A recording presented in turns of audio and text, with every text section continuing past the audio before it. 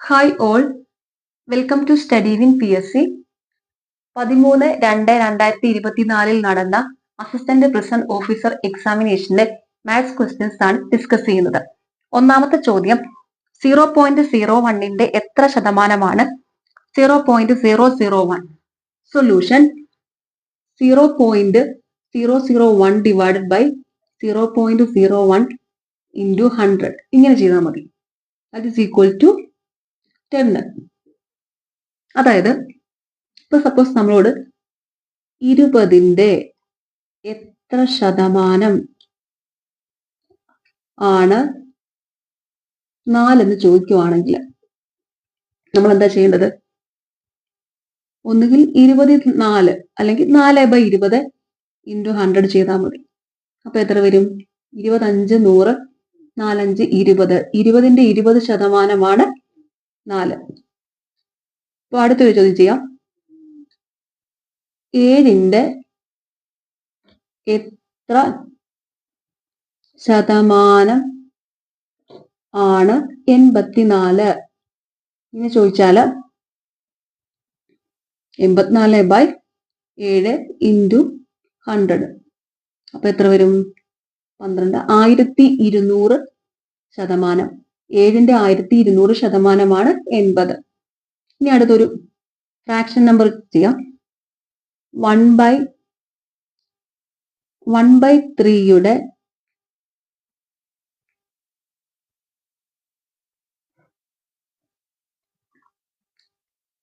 എത്ര ശതമാനം ആണ്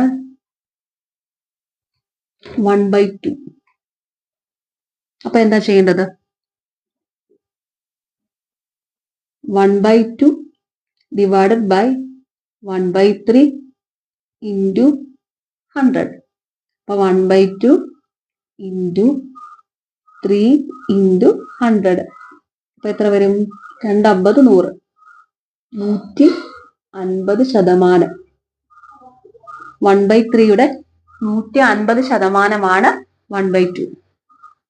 അപ്പൊ അതുപോലെയാണ് നമ്മൾ എന്താ 0.01ന്റെ എത്ര ശതമാനമാണ് 0.001 എന്ന് ചോദിച്ചാൽ 0.001 ഡിവൈഡ് ബൈ 0.01 ഇൻറ്റു 100 ചെയ്താൽ മതി.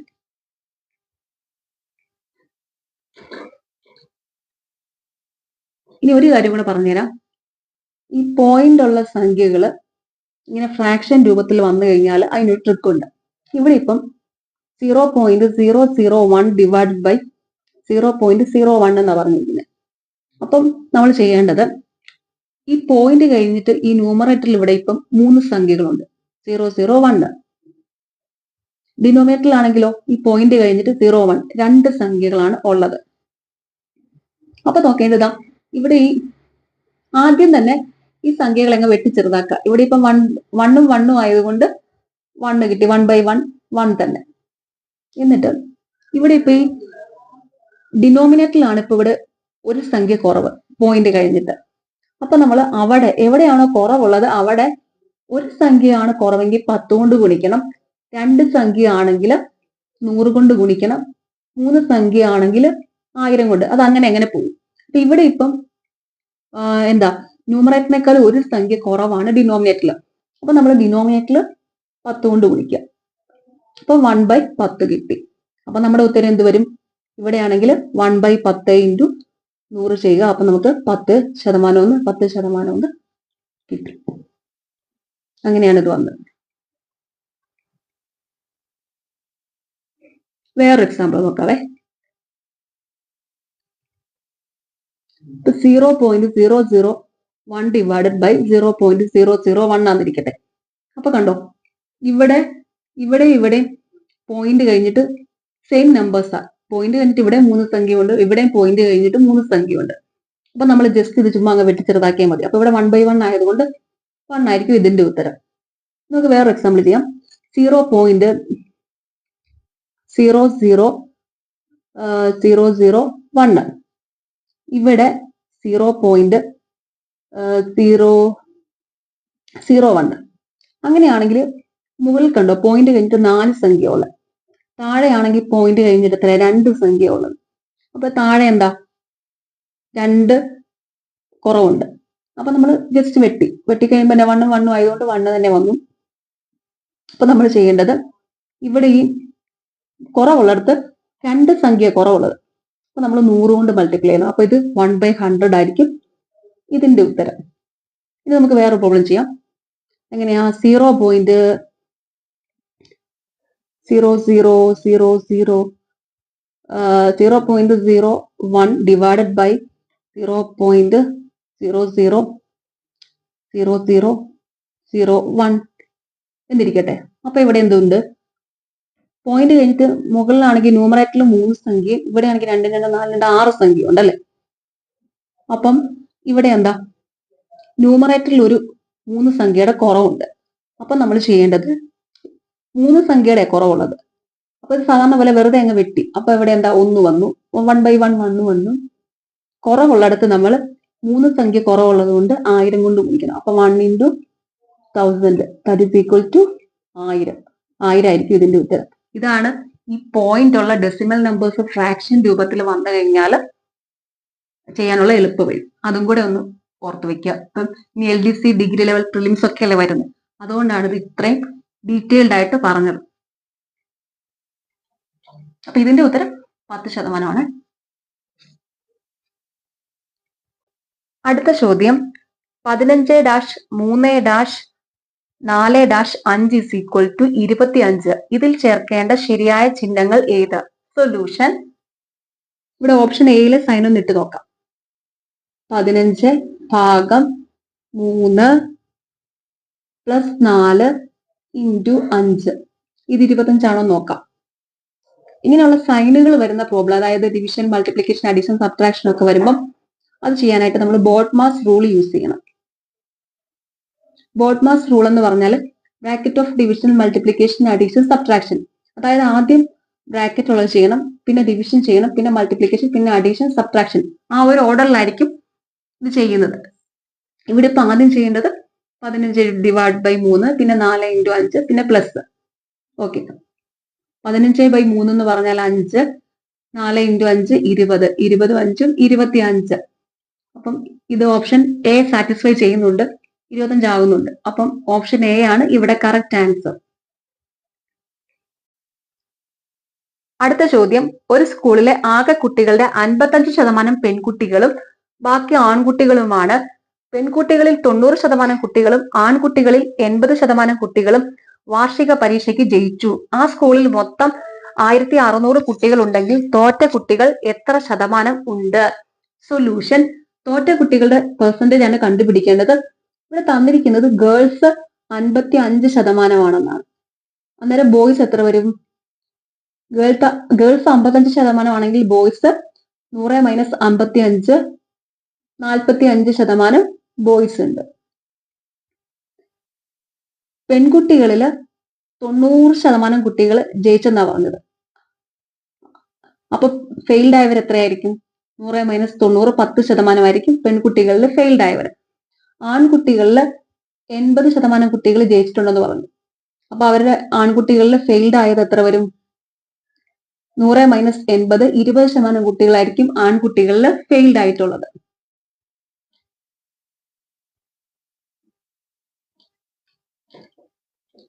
അപ്പൊ 55ന്റെ 10% കുട്ടികളാണ് ഫെയിൽഡ് ആയിരിക്കുന്നത്, 45ന്റെ 20% കുട്ടികളാണ് ഫെയിൽഡ് ആയിരിക്കുന്നത്.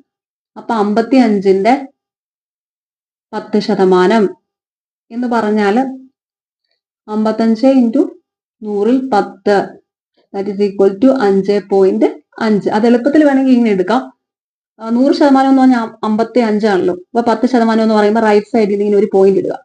അപ്പൊ 5.5 എടുക്കാം.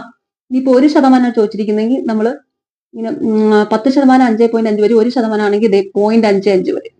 നമ്മൾ ചോദിച്ചിരിക്കുന്നത് 10%. അപ്പം ഒന്നുകിൽ ഇങ്ങനെ ചെയ്താലും മതി. 55ന്റെ 100 10 എടുക്കുക. അപ്പൊ 5.5 വന്നു. ഇനി 45% ബോയ്സിന്റെ 45% ബോയ്സിൽ 20% പേരാ ഫെയിൽഡ് ആയിരിക്കും. അപ്പൊ 45ന്റെ 20% എന്ന് പറഞ്ഞു കഴിഞ്ഞാൽ നമ്മൾ ഒറ്റയടിക്ക് നോക്കി എഴുതുവാണെങ്കിൽ 45ന്റെ 10% എന്ന് പറയുന്നത് 4.5 വരും. അപ്പൊ 20% എന്ന് പറയുമ്പോൾ 4.5 × 2. അപ്പൊ എത്ര വരും? 9% എടുക്കാം. അതല്ലാന്നുണ്ടെങ്കിൽ 45ന്റെ 100ൽ 20. അപ്പൊ എത്രയാ? 4.5 4.5 × 2 9 വരും. അപ്പം 5.5 + 9 14.5% ഫെയിൽഡ് ആയ പെർസെൻറ്റേജ്. ഇതാണ് എളുപ്പ വഴി. ഇനി അല്ലാന്നുണ്ടെങ്കിൽ നമുക്ക് പ്രോപ്പർ വേയിൽ ഒന്ന് ചെയ്ത് നോക്കാം.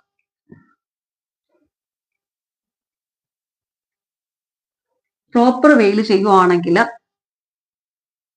ടോട്ടൽ കുട്ടികൾ തന്നിരിക്കുന്നത് 1600 ആണ്. 1600ന്റെ 100ൽ 55% കുട്ടികളാണ് പെൺകുട്ടികൾ. അപ്പം 1600ന്റെ 100ൽ 55, പെൺകുട്ടികളിൽ 90% കുട്ടികൾ ജയിച്ചെന്ന് പറയുമ്പോൾ ഫെയിൽഡ് ആയ കുട്ടികൾ 10% ആണല്ലോ. അപ്പൊ 1600 × 100ൽ 55 × 100ൽ 10 എന്ന് പറയുന്നത്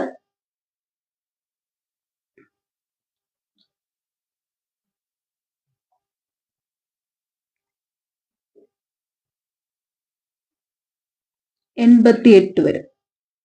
അതുപോലെ 1600ന്റെ അപ്പൊ 55% പെൺകുട്ടികളാകുമ്പോൾ ബോയ്സ് എന്ന് പറയുന്നത് 45% ആയിരിക്കും. അപ്പൊ 1600ന്റെ 100ൽ 45, ബോയ്സിൽ 80% കുട്ടികൾ ജയിച്ചെന്നാ പറഞ്ഞത്. അപ്പൊ ഫെയിൽഡ് ആയവര് 20% ആൾക്കാരാണ്. അപ്പൊ 100ൽ 20. അപ്പൊ എത്ര വരും?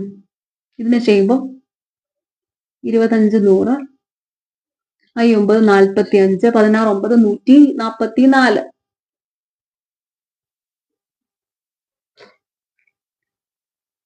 ഇതാണ് ഗേൾസിൽ ഫെയിൽഡ് ആയ കുട്ടികളുടെ എണ്ണം, ബോയ്സിൽ ഫെയിൽഡ് ആയ കുട്ടികളുടെ എണ്ണം. എന്നിട്ട് ഇത് തമ്മിൽ ആഡ് ചെയ്യാം. 88 + 144 അത് 232 ആണ്. അപ്പൊ 1600ൽ 232 × 100 ചെയ്യുമ്പോൾ 14.5%. 14.5% കുട്ടികളാണ് ഫെയിൽഡ് ആയത്. ഇതിങ്ങനെയും ചെയ്യാം, മറ്റേതുപോലെയും ചെയ്യാം.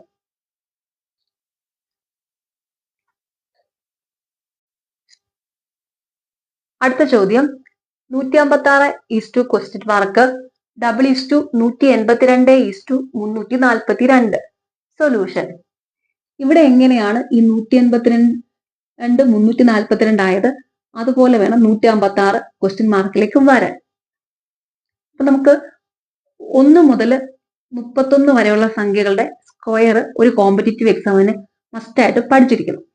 അപ്പൊ നമുക്കൊരു ഐഡിയാസ് വരും ഇപ്പൊ ഇങ്ങനെയുള്ള പ്രോബ്ലംസ് ഒക്കെ കിട്ടുമ്പോൾ. അപ്പൊ ഇവിടെ എന്ന് പറഞ്ഞു കഴിഞ്ഞാൽ 182 എന്നുള്ളത് 13 സ്ക്വയർ + 13 ആണ്. 13 സ്ക്വയർ എന്ന് പറഞ്ഞാൽ 169 ആണ്. 169ഉം 13ഉം ആണ് ഈ 182 വന്നിരിക്കുന്നത്. ഇവിടെ 342 എന്നുള്ളത് 18 സ്ക്വയർ + 18 ആണ്. 18 സ്ക്വയർ എന്ന് പറഞ്ഞാൽ 324 ആണ്. 324ഉം 18ഉം 342. ഇവിടെ 13 സ്ക്വയറും ഇവിടെ 18 സ്ക്വയറും. 13ഉം 5ഉം ആണ് 18. ഓക്കെ, അപ്പൊ സ്ക്വയർ ചെയ്തു, ആ സംഖ്യ തന്നെ ആഡ് ചെയ്തു. പക്ഷെ ഇവിടെ എന്താ 13ഉം 18ഉം ആണ്. അപ്പൊ 5 ആഡ് ചെയ്തു. അപ്പൊ ഇവിടെ വന്നിരിക്കുന്നത് 156. 156 എന്ന് പറഞ്ഞു കഴിഞ്ഞാൽ 12 സ്ക്വയർ + 12 ആണ്. 12 സ്ക്വയർ + 12 എന്ന് പറഞ്ഞു കഴിഞ്ഞാൽ 144 + 12 = 156. അപ്പൊ ഇവിടെ എന്തുവാണ് ഈ ക്വസ്റ്റ്യൻ മാർക്കിന്റെ അടുത്ത്? 12 + 5 കൂട്ടണം. ഇവിടെ 13 + 5 ആണ് 18 വന്നത്. 12 + 5 17. 17 സ്ക്വയർ + 17 ആയിരിക്കും. 17 സ്ക്വയർ + 17 എന്ന് പറയുന്നത് 17ന്റെ സ്ക്വയർ എന്ന് പറയുന്നത് 289. 289 + 17 എന്ന് പറഞ്ഞു കഴിഞ്ഞാൽ 306 വരും. 306 ആയിരിക്കും ഉത്തരം. അപ്പൊ ഇത് നമ്മൾ സ്ക്വയർ ഒക്കെ ബൈഹാർട്ട് ചെയ്ത് വെക്കുക. 1 മുതൽ 30 വരെ അല്ലെങ്കിൽ 31 വരെയുള്ള സംഖ്യകളുടെ 31 എന്ന് പറയുമ്പോൾ 961 വരും. അതായത് 1000 തൊട്ട് താഴെയുള്ള സംഖ്യകളുടെ വരെ സ്ക്വയർ മസ്റ്റായിട്ടും പഠിക്കുക. അപ്പൊ നമുക്ക് ഇതൊക്കെ കാണുമ്പോൾ ഇങ്ങനെയൊക്കെ ആണെന്നുള്ള ഐഡിയാസ് മൈൻഡിലോട്ട് വരും.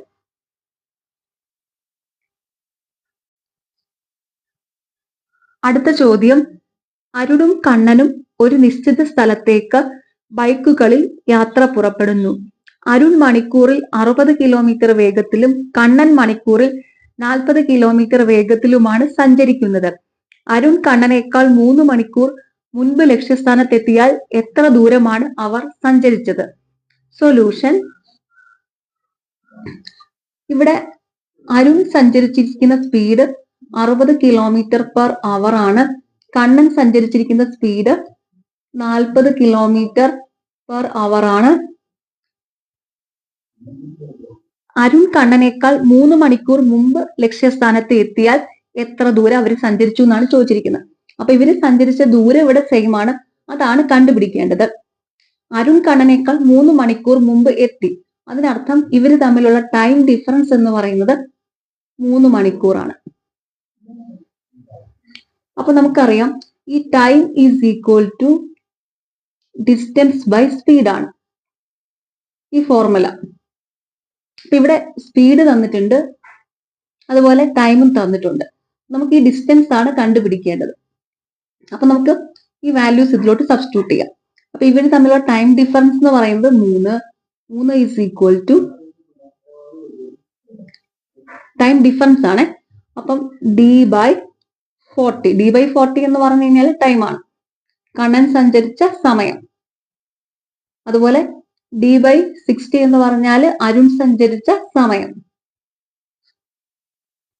അപ്പൊ അതിന്റെ ഡിഫറൻസ് 3 മണിക്കൂർ. ഇതിൽ നിന്നും ഡിയുടെ വാല്യൂ കണ്ടുപിടിച്ചാൽ മതി. അപ്പൊ 60ന്റെയും 40ന്റെയും LCM ഇവിടെ 120. അതായത് അതിനൊരു ട്രിക്ക് പറഞ്ഞുതരാം. ഇപ്പൊ ഇവിടുത്തെ വലിയ സംഖ്യ 60 ആണല്ലോ. അപ്പം 60 ഈ വലിയ സംഖ്യ ഈ സംഖ്യയുടെ മൾട്ടിപ്പിൾ ആണെങ്കിൽ ഇതായിരിക്കും ഇതിന്റെ LCM. പക്ഷെ ഇവിടെ 60 40ന്റെ മൾട്ടിപ്പിൾ അല്ലല്ലോ, അതുകൊണ്ട് 60 അല്ല ഇവിടുത്തെ LCM. പിന്നെ നോക്കേണ്ടത് ഇവിടുത്തെ തന്നിരിക്കുന്ന സംഖ്യകൾ തമ്മിൽ മൾട്ടിപ്ലൈ ചെയ്യാൻ പറ്റുന്ന ഏറ്റവും ചെറിയ സംഖ്യ നോക്കണം. 60 കൊണ്ട് 40 കൊണ്ട് മൾട്ടിപ്ലൈ ചെയ്യാൻ പറ്റുന്ന ഏറ്റവും ചെറിയ സംഖ്യ എന്ന് പറയുന്നത് 120 ആണ്. അതുകൊണ്ട് 120 ആണ് ഇവിടുത്തെ LCM. അതായത് LCM കണ്ടുപിടിക്കാനായിട്ട് നമുക്ക് കുറച്ച് സംഖ്യകൾ തന്നിരിക്കും. അപ്പൊ ആ സംഖ്യകളിലെ ഏറ്റവും വലിയ സംഖ്യ ബാക്കിയുള്ള സംഖ്യകളുടെ എല്ലാം മൾട്ടിപ്പിൾ ആണെങ്കിൽ അതായിരിക്കും അവിടുത്തെ LCM. അങ്ങനെ അല്ലാന്നുണ്ടെങ്കിൽ ആ തന്നിരിക്കുന്ന സംഖ്യകൾ കൊണ്ടെല്ലാം മൾട്ടിപ്ലൈ ചെയ്യാൻ പറ്റുന്ന ഏറ്റവും ചെറിയ സംഖ്യ ആയിരിക്കും LCM. LCM എന്ന് പറഞ്ഞാൽ തന്നെ എന്താ? Least common multiple. അപ്പൊ ഇവിടെ 120 ആണ് 60ന്റെയും 40ന്റെയും LCM. അപ്പം 3 40 3 120. അപ്പം 3D മൈനസ് 60 2 120 2D വരും. That is equal to 3. അപ്പം 1D is equal to 1D divided by 120, that is equal to 3. അപ്പൊ distance D is equal to 120 into 3 360 kilometre. ഇതാണ് നമ്മുടെ പ്രോപ്പർ മെത്തേഡ്. ഇനി ഒരു എളുപ്പ വഴി പറഞ്ഞുതരാം. ഇതാണ് നമ്മളെല്ലാവരും യൂഷ്വലി ചെയ്യുന്ന മെത്തേഡ്. ഇതല്ലാതെ ഇപ്പൊ നമുക്ക് ഇവിടെ 2 സ്പീഡുകളാണല്ലോ തന്നിരിക്കുന്നത്. അരുൺ സഞ്ചരിച്ച സ്പീഡ് S1 ആയിട്ട് എടുക്കാം, 60 കിലോമീറ്റർ പെർ അവർ. കണ്ണൻ സഞ്ചരിച്ച സ്പീഡ് S2 ആയിട്ട് എടുക്കാം, 40 കിലോമീറ്റർ പെർ അവർ. ഇവരുടെ ടൈം ഡിഫറൻസ് എന്ന് പറയുന്നത് 3 മണിക്കൂർ. ഇങ്ങനെയാണെങ്കിൽ ഇവിടുത്തെ ഡിസ്റ്റൻസ് കണ്ടുപിടിക്കാൻ ഉള്ള ഫോർമുലയാണ് multiplication of speed divided by difference of speed into time difference. ഇതുപോലെ 2 സ്പീഡുകളും ടൈം ഡിഫറൻസും തരികയാണെങ്കിൽ ഡിസ്റ്റൻസ് കണ്ടുപിടിക്കാനുള്ള ഫോർമുലയാണ് multiplication of speed divided by difference of speed into time difference. അപ്പൊ ഇവിടുത്തെ സ്പീഡുകൾ ഏതൊക്കെയാണ്? മൾട്ടിപ്ലിക്കേഷൻ ഓഫ് സ്പീഡ് എന്ന് പറയുമ്പോൾ 60 ഇൻറ്റു 40 ആണ് സ്പീഡ്. അത് തമ്മിൽ മൾട്ടിപ്ലൈ ചെയ്യുക, എന്നിട്ട് അതിന്റെ ഡിഫറൻസ് എടുക്കുക, ഇൻറ്റു ടൈം ഡിഫറൻസ് ഇവിടെ എത്രയാ? 3 മണിക്കൂർ.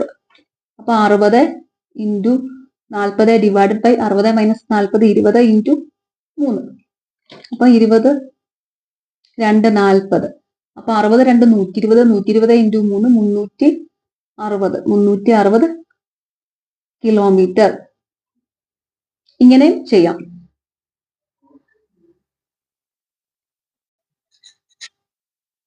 അടുത്ത ചോദ്യം, ഒരു പ്രത്യേക കോഡ് ഭാഷയിൽ ടീച്ചർ എന്നത് WCDAKCU ആണെങ്കിൽ സ്റ്റുഡന്റ് എന്ന വാക്കിന്റെ കോഡ് എന്ത്?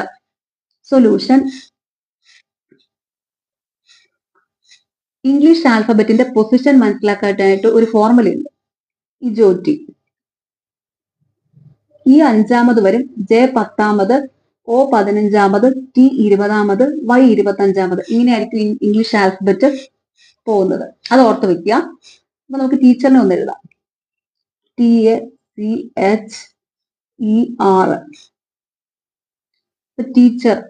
ടീച്ചർ എങ്ങനെയാണ് WCDAKCU ആയെന്ന് നോക്കാം. ഇവിടെ ഇപ്പം ടി ആണ്, TW വന്നതെന്ന് പറഞ്ഞു കഴിഞ്ഞാൽ ടി 20ാമത് വരും. അപ്പം W എന്നുള്ളത് TUVW. അപ്പം W എന്നുള്ളത് 23ാമതാണ്. അപ്പൊ ഇവിടെ +3 ആഡ് ചെയ്തിട്ടുണ്ട്. ഇനി ഇ എന്നുള്ളത് 5ാമതാണ്, സി എന്നുള്ളത് 3ാമതാണ്. അപ്പൊ എന്താ ഇവിടെ 5 3 ആയപ്പോ 2 കുറയ്ക്കുക ചെയ്തത്, -2. ഇനി എ 1ാമതാണ്, ഡി 4ാമതാണ്. അപ്പൊ 1 3 ആണ് 4, +3 ആണ് ആഡ് ചെയ്തിരിക്കുന്നത്. സി 3ാമതാണ്, എ 1ാമതാണ്. അപ്പൊ ഇവിടെ -2 ആണ് കുറച്ചിരിക്കുന്നത്, -2 ആണ് വന്നിരിക്കുന്നത്. അടുത്തത് ഇനി എച്ച് കെ ആയി. അപ്പം എന്താ എച്ച് എന്നുള്ളത് 8 ആണ്, കെ എന്നുള്ളത് 11 ആണ്. അപ്പം 3 ആണ് ആഡ് ചെയ്തിരിക്കുന്നത്. അടുത്തത് ഇ 5ാമതാണ്, സി 3ാമതാണ്. അപ്പൊ -2 കുറച്ചേക്കുക. അടുത്തത് 6 എന്നുള്ളത് യു ആയി. അപ്പൊ 6 എന്നുള്ളത് 6 ST. അപ്പൊ 6 എന്നുള്ളത് എത്ര? 20, 19, 18 ആണ് 6 എന്നുള്ളത്. യു എന്നുള്ളത് എത്ര വരും? യു 21. അപ്പൊ 3 ആഡ് ചെയ്തിട്ടുണ്ട്. ഇവിടെ +3 ആഡ് ചെയ്തിട്ടുണ്ട്. അപ്പൊ +3 -2 +3 -2 +3 -2 ആ ഒരു പാറ്റേണിലാണ് ഇത് പോയിരിക്കുന്നത്. അതുപോലെ സ്റ്റുഡന്റ് ഇനി എഴുതിയാൽ മതി.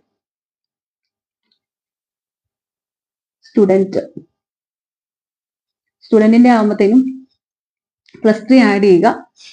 അപ്പൊ എന്ത് വരും? STUV വരും. അടുത്തത് ഇനിയിപ്പോ ടിയിൽ നിന്ന് -2 കുറയ്ക്കുക. അപ്പൊ ടി എന്നുള്ളത് എത്രയാ? 20. അപ്പൊ 18ാമത് വരുന്നത് 6 ST. എത്രയാ? 6 വരും. അടുത്തത് ഇനിയിപ്പോ യുവിന്റെ കൂടെ +3 ആഡ് ചെയ്യണം. നമുക്ക് UVWX വന്നു. അപ്പൊ ഇനിയിപ്പോ ഡി ആണ്. ഡിയിൽ നിന്ന് -2 കുറയ്ക്കുമ്പോഴത്തേനും ഡി 4ാമതാണ്. അപ്പൊ 2ാമത് വരുന്നത് ഡി ആണ്. അടുത്തത് ഇനിയിപ്പോ +3 ആണ് ആഡ് ചെയ്യേണ്ടത്. ഇ എന്നുള്ളത് 5ാമതാണ്. അപ്പൊ പിന്നെ 5ന്റെ കൂടെ 3 കൂട്ടുമ്പോ FGH. 8ാമത് വരുന്നത് H ആണ്. 5 3 8ാമത്. അടുത്തത് ഇനിയിപ്പോ എന്നിൽ നിന്നും -2 ആണ് കുറയ്ക്കേണ്ടത്. അപ്പൊ n എന്നുള്ളത് n എന്നുള്ളത് 14ാമത് വരും. 14ൽ നിന്ന് 2 പോയ 12ാമത് എന്നുള്ളത് L ആണ് വരുന്നത്. L ആണ് 12ാമത്. L പ്രൊനൗൺസ് ചെയ്യുമ്പോൾ തന്നെ L12 അങ്ങനെ ഒരു ഫീൽ കിട്ടുന്നുണ്ട്. അപ്പൊ നമുക്കത് പെട്ടെന്ന് തന്നെ മനസ്സിലാക്കാൻ പറ്റും. L 12ാമതാണ്. ഇനിയുള്ളത് ടിയുടെ കൂടെ നമ്മൾ +3 ആണ് ആഡ് ചെയ്യേണ്ടത്. ടി 20ാമതാണ്. അപ്പം +3 ആഡ് ചെയ്യുമ്പോഴത്തേനും UVW ആണ് ഇവിടെ വരേണ്ടത്. അപ്പൊ ഇതാണ് സ്റ്റുഡന്റ് എന്നുള്ള കോഡ്. VRXBHLW. ഓപ്ഷൻ ബി ആണ് കറക്റ്റ് ആൻസർ.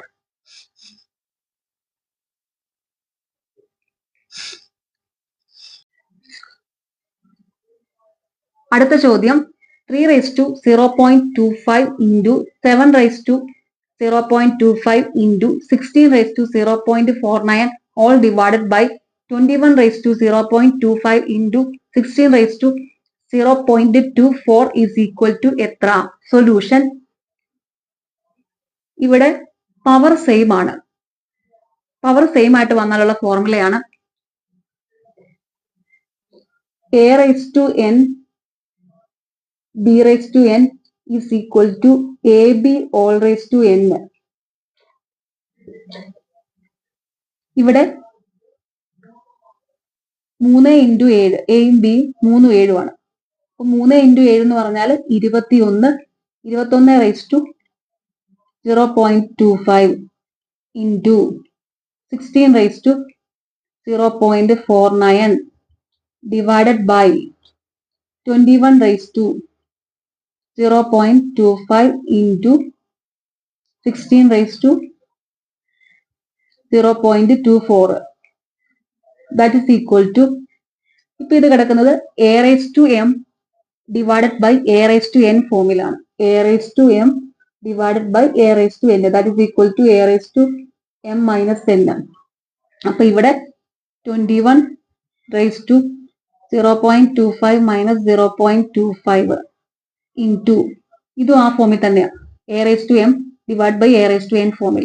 അപ്പം 60 a raise to m minus n that is equal to 16 raise to 0.49 minus 0.24. അപ്പൊ ഇവിടെ 21 raise to 0.25 minus 0.25 0 into 16 raise to 0.49 minus 0.24 എന്ന് പറഞ്ഞു കഴിഞ്ഞാൽ 0.25. 16 raise to 0.25 that is equal to a raise to 0 എന്ന് പറഞ്ഞാൽ 1 ആണ്. ഇനി ക്വാണ്ടിറ്റി റേസ് ടു 0 1. അപ്പം 21 റേസ് ടു 0 എന്നുള്ളത് 1 ആവും. 1 ഇൻറ്റു 16 റേസ് ടു 0.25 അല്ലേ, 0.25നെ 25 ബൈ 100 എന്ന് എഴുതുക.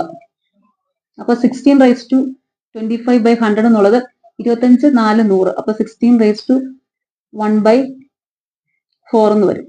ദാറ്റ് ഈസ് ഈക്വൽ ടു 16 എന്ന് പറഞ്ഞാൽ 2 റേസ് ടു 4 ആണ്. അപ്പൊ 2 raise to 4 raise to 1 by 4. A raise to m all raise to n എന്ന് പറഞ്ഞാൽ a raise to m into n ആണ്. അപ്പൊ ഇവിടെ 2 റേസ് ടു 4 ഇൻറ്റു 1 ബൈ 4. 4ഉം 4ഉം വെട്ടിപ്പോയി. 2 raise to 1 that is equal to 2. 2 ആണ് ഉത്തരം.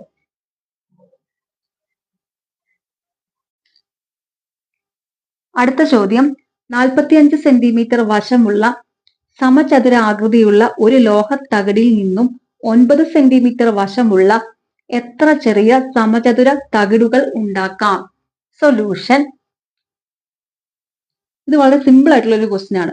അതായത് ഇവിടുത്തെ ആദ്യത്തെ സമചതുരത്തിന്റെ വിസ്തീർണത്തെ രണ്ടാമത്തെ സമചതുരത്തിന്റെ വിസ്തീർണം കൊണ്ട് ഹരിച്ചാൽ ഇതിന്റെ ഉത്തരം കിട്ടും.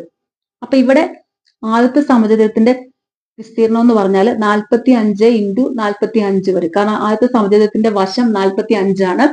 സമചതുരത്തിന്റെ വിസ്തീർണം എന്ന് പറഞ്ഞാൽ എ സ്ക്വയർ ആണ്. അപ്പൊ 45 ഇൻറ്റു 45 ഡിവൈഡഡ് ബൈ രണ്ടാമത്തെ സമചതുരത്തിന്റെ വിസ്തീർണം. രണ്ടാമത്തെ സമചതുരത്തിന്റെ വശം 9 ആണ്.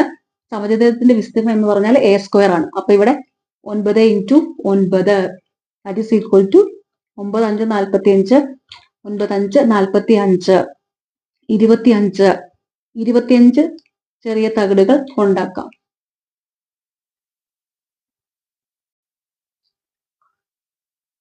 അടുത്ത ചോദ്യം, ഒരു ക്ലോക്കിൽ സമയം 12:20 ആകുമ്പോൾ സൂചികൾ തമ്മിലുള്ള കോണളവ് എത്ര? സൊല്യൂഷൻ.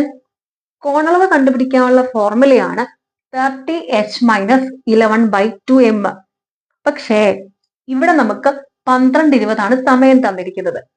12ൽ തുടങ്ങുന്ന സമയങ്ങളാണെങ്കിൽ കോണളവ് കണ്ടുപിടിക്കാനായിട്ട് 11/2m ചെയ്താൽ മതി. ഇതാണ് 12ൽ തുടങ്ങുന്ന സമയങ്ങളുടെ കോണളവ് കണ്ടുപിടിക്കാനുള്ള ഫോർമുല. അപ്പൊ ഇവിടെ m എന്ന് പറഞ്ഞാൽ മിനിറ്റ് ആണ്. ഇവിടെ തന്നിരിക്കുന്ന മിനിറ്റ് 12:20 എന്നാണ് പറഞ്ഞിരിക്കുന്നത്. അപ്പൊ മിനിറ്റ് ഇവിടെ 20 ആണ്.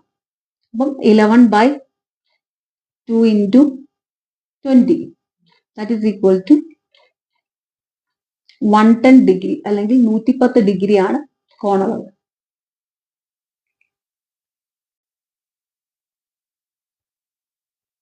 ലാസ്റ്റ് ക്വസ്റ്റ്യൻ, ഒരാൾ വീട്ടിൽ നിന്നും കിഴക്കോട്ട് യാത്ര ആരംഭിച്ചു. പിന്നീട് വലത്തോട്ടും അതിനെ തുടർന്ന് വീണ്ടും വലത്തോട്ടും തിരിഞ്ഞ് യാത്ര തുടർന്നാൽ ഏത് ദിക്കിലേക്കായിരിക്കും അയാൾ ഇപ്പോൾ യാത്ര ചെയ്യുന്നത്? സൊല്യൂഷൻ. അതിന്റെ ഡയറക്ഷൻ ഒന്ന് മനസ്സിലാക്കാം.